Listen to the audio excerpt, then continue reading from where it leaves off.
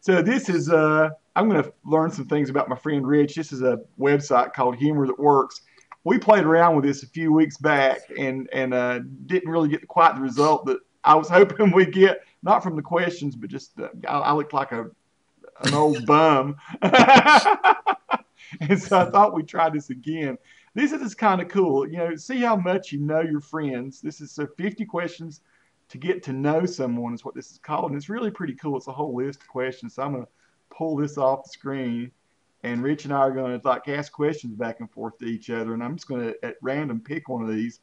And we're going to get to know Rich in here in about the next 10 or 15 minutes. Okay, here's a good one. When you have 30 minutes of free time, how do you pass that time, Rich? um, I think that's no mystery. I think I know what you do. You play with YouTube videos. But no, go ahead, tell us. yeah, I think you're probably right. It would be, if I had 30 minutes, it would be sitting down, probably with the comedy channel on the TV, and editing some videos or looking through my archive and thinking, oh yeah, that's really good, and just messing around with that. That's what I would do with 30 minutes of time. Okay, so that brings up a question that's not on here, but what kind of comedians do you like? Give me maybe your top one or two comedians. Billy Connolly, probably the UK ones that maybe guys in America don't know about, Lee Evans. So mainly not people from overseas, but mainly the English guys that make me laugh. Although I used to quite like Richard Pryor and things like that. Yeah, Richard was brilliant. Wow, well that's cool. All right. So there we go. We know that Rich likes Lee Evans. So now I gotta know what I gotta check out. I gotta find out who Lee Evans is and whether he's good or not. Check him out. I'm sure. I know Billy Connolly is. So you and I are on the same page with that. Let me ask you this one then. See if people can see this. Which celebrity do you get mistaken for? Wow. Okay. Well, I'll tell you who it is, and it's David Hasselhoff. Even though today I'm not wearing the Hasselhoff hair. I think it's usually because I wear it's kind of spiked up hair sometimes.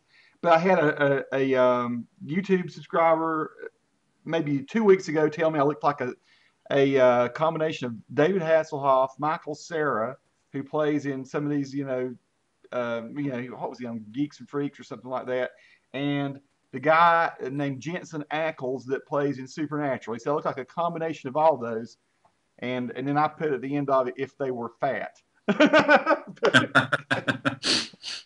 So let me hit you with one. Okay, of course. Now wait a minute. Let me go ahead. And who is it that people say you look like, Rich?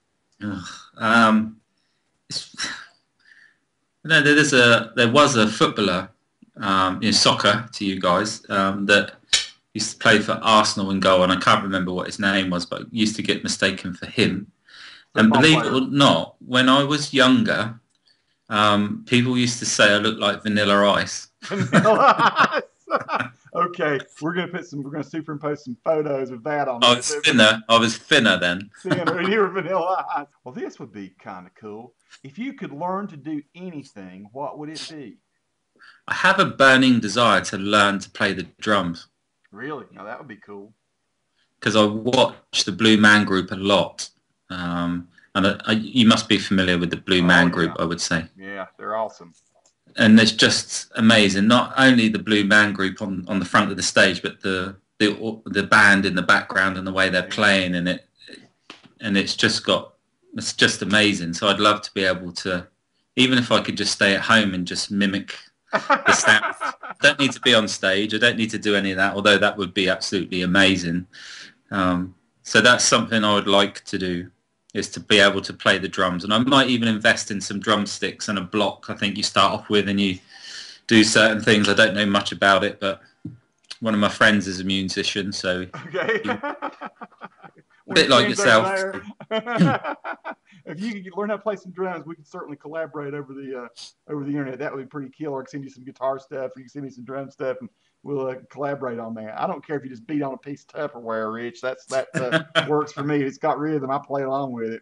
What's the hardest thing you've ever done? Wow, the hardest thing I've ever done.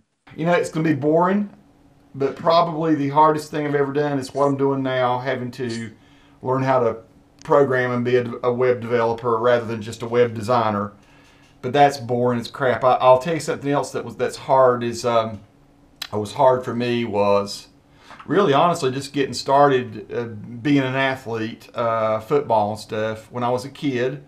It's funny, like I was big and I was strong because I worked on a farm, and everyone expected me to play football, but I didn't play until I was in 7th grade, and so just going out and actually learning to do what all my friends had been doing, just learning the game of American football when I really didn't know it very well, just watched it a little bit on TV, but I was physically made to do it, I guess, because ultimately ended up getting a scholarship to go to college and play it. So, but man, was it hard. I remember the first couple of days going in and saying, I'm not going to do this. I'm quitting. I'm not going to do this. I don't want to do all these push-ups and run around squatted down and jump over ropes and hit blocking dummies. And man, these like here in America, you do it in August. You got pads and stuff on. You're sweating like crazy.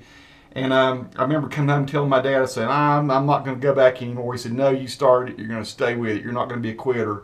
And so my dad did that for me, pushed me to do it.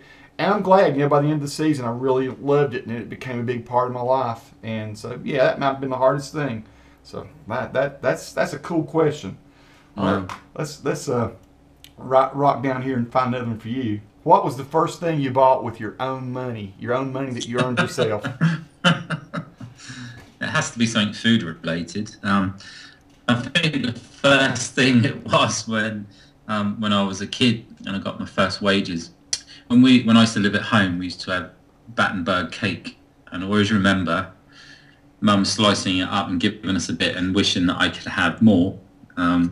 So when I first got my wages, I went straight to the shop, bought a family one, and ate a lot.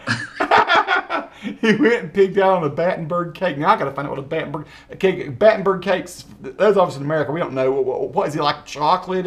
Or what is it that made it so awesome?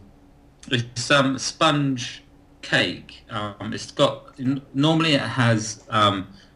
It's made up of 4 squares. So you have a yellow, a pink, and then a pink and a yellow. So it looks a bit checkered. And then it's got marzipan wrapped around it. Oh, well, that does sound quite good. I might have gone and bought one of those.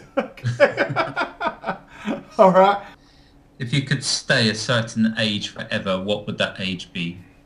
It would probably be when I was 21. And the reason I say that is because I just got around really well. I was in good shape. I could do about anything I wanted to do physically. I could explore.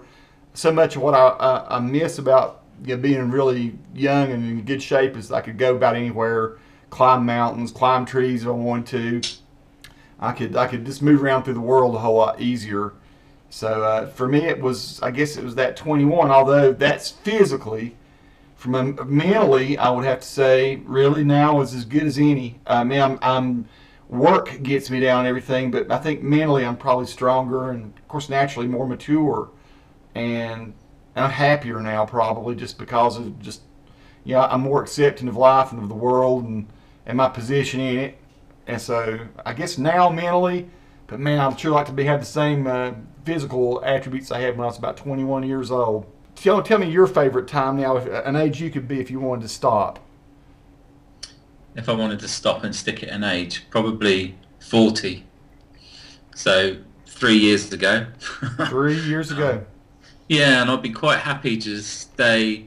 I'm quite comfortable with myself, quite happy in my life, financially okay. So I've got to that part of my life. I'm in an amazing relationship of marriage. So just that whole comfortable area of just being able to have a conversation with my wife, conversation with other people, and can communicate on completely all the levels. Especially in my work, I talk to managing directors, I talk to the cleaners. I have to communicate across all different levels, and it's easy to do because I've learned how to do it. If you were reincarnated as an animal, what would it be? A bald eagle. Yeah, a bald eagle. Awesome. Without a doubt. Just the power, the ability to fly and all that? Yeah, just, sort of it's very, what I would say, a regal bird. So it's very upright, very alert, um, can do amazing, can just glide and just soar in the air. And I've seen quite a few of bald eagles, not in this country because we don't have them down here anyway. They do in Scotland, I think. But I photographed quite a lot of them, and they are a magnificent bird just to look at. Wow. So just, I think it is the peace and quiet of being able to just soar along in the clouds. If I had to, just hovering around, looking down, looking for dinner. That would be awesome. Well, that's a good selection. Yeah, it's like that would never turn to that thought, even though I love to fly.